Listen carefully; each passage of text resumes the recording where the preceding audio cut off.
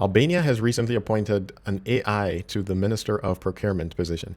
The Minister of Procurement is basically someone, when it was a person, who was supposed to audit different companies that were bidden for government contracts. And apparently there was so much corruption going on that the Prime Minister, Edi Rama, decided to implement this AI as a way to resolve this problem with corruption. The goal is that Diala, which is the name of this artificial intelligence, would be able to cut through the corruption and establish some objectivity, transparency, efficiency with the way that these companies were being selected. There's so much potential for corruption in such a sector because it involves allocating a large amount of money to different companies. And the implications of such corruption are probably widespread. So it's no surprise that a prime minister who's trying to get such an issue in order would implement drastic measures, such as using an AI.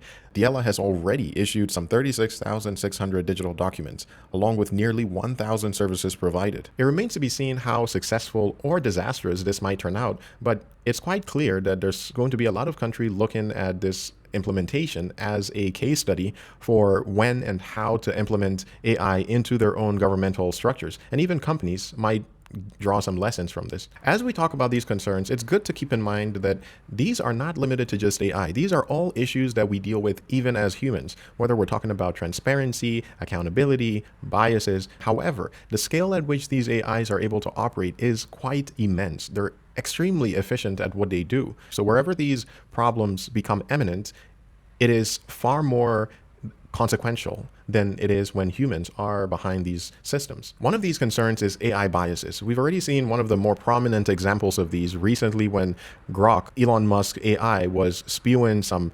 anti-Semitic content because of its training data. It's trained off of a lot of what is on X, and X is a cesspool of such ideology. So it's not entirely surprising that the AI was picking up on this and building that into its own personality. We've also seen things like Google trying to correct for some of these biases, but fallen into another bias trap when Google came out with its first AI chatbot, which was called Bard, right on the back of ChatGPT. There were so many problems with it, including showing the wrong race for certain historical events or figures. Of course, these companies have already made a lot of headway when it comes to resolving this issue, and the solutions are ongoing, but it is a problem to be concerned about nonetheless, again, especially because of the scale at which it's going to be happening, and whether the bias is noticed on time or noticed at all. One of Diala's goals is to try and offer some transparency into how the government is allocating these funds. However, transparency is known to be a notoriously difficult issue when it comes to these large language models.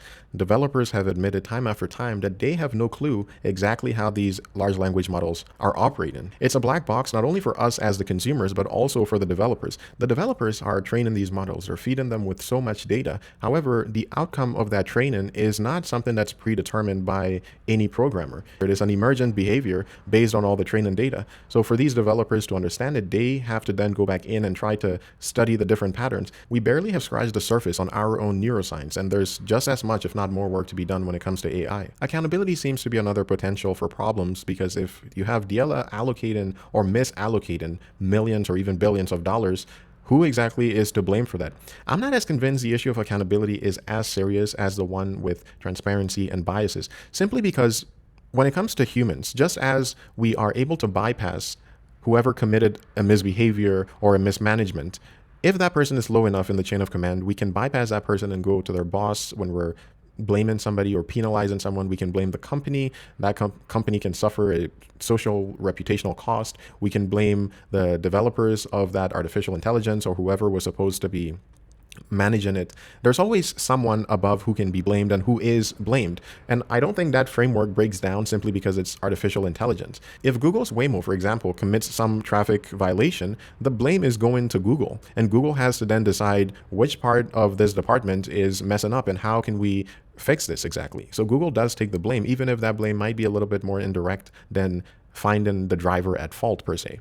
And even if we're talking about the individual, if it's a human or the AI that committed the mismanagement, we can think about corrective actions like reprogramming the AI, maybe shutting it down in the worst case scenario, just as we might for a person retraining, firing.